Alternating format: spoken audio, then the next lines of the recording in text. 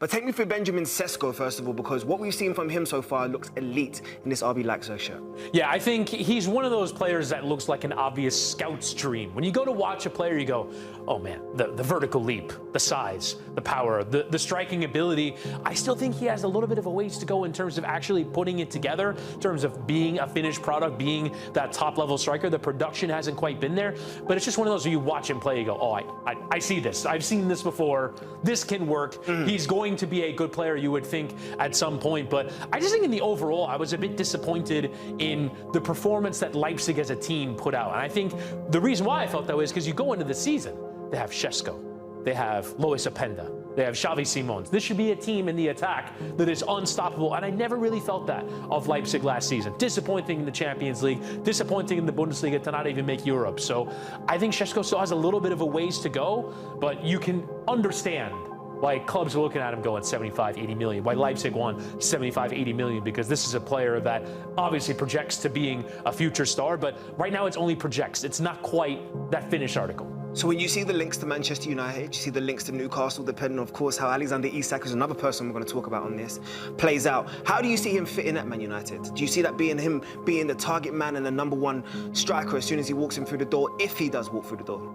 I think so, because, well, the one thing that would, I think, be a little bit confusing for me when it comes to Man United is you have Bruno Fernandes who's already there, you sign Cunha, you sign Brian Mbeumo. So if you're only playing with 3 attackers, 3 strikers, one of those players is going to have to sit on the bench. And so I'm not sure, with Zirkzee and with Højlund already there, I understand that they have not worked out to date, but for Manchester United, for me, it doesn't make sense, with all the holes that they have through their squad, that they go out and spend 225 million, all of their resources on their attack. I understand they only scored 44 goals last season, which is an appalling record. And there are a lot of reasons why that happened. But I think Sesko, actually, to me right now, makes a bit more sense at Newcastle. Because even if they keep Alexander Isak, we can talk about that story and all the developments that happened there. But even if they keep him, you know that at maximum, there's 1 more year left probably for Isak at Newcastle, and so they need to find his replacement. I think if we're talking about him moving in this window, it would make more sense to Newcastle, in my judgment. Well, Newcastle naturally have to fill that void anyway because Callum Wilson has also left. So they might be looking for more than 1 striker naturally within this. Sesko's a little overqualified to be a backup. I like that. But I think they've got to figure out maybe, if Isak stays, how to play the 2 of them together. Let's talk about the silent assassin, someone who's an international striker, but you don't really hear a peep from him, Ollie Watkins.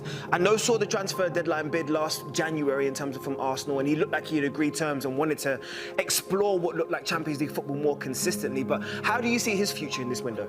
Well, first off, let's talk about the second half of last season, when they bring in Marcus Rashford, when they bring in Marco Asensio. He was a player, and even John Duran, who had his period before going to Saudi Arabia, he's always been challenged at Aston Villa, and he seems to always come out the other side of it as, you can try and replace me, but there is no replace me because I'm that good of a player. And coming through the leagues, you look at his previous destinations, playing at Brentford, playing in non-league, he's got an incredible background to have gotten here. The one thing, though, that is just a reality now of the way that most clubs do business in the transfer market is Ollie Watkins is 29 years old. And I realize that in the scope of normal life, that's still a very young person. But in football, there are clubs that are resistant to paying a big transfer fee when, in all likelihood, at the end of it, you will not be recouping your cost if you sell 32-year-old, 33-year-old Ollie Watkins to another club. You'll get maybe some money back, but the resale value just isn't there. So who are the clubs they're going to go out there and make this guy their main man, spend the big money when, unfortunately, he's 29. That is a reality he cannot change. But without question, a player worth having, worth keeping, and can be an addition to any big team. I can tell you one of those clubs that's definitely linked with Ollie Watkins. That's Manchester United once again. It feels like they're at the forefront of all of the minds when you're talking about these number 9s around Europe. So do you see him fitting in Ruben Amorim's system, though? I do. I like him more as a fit than Sesko.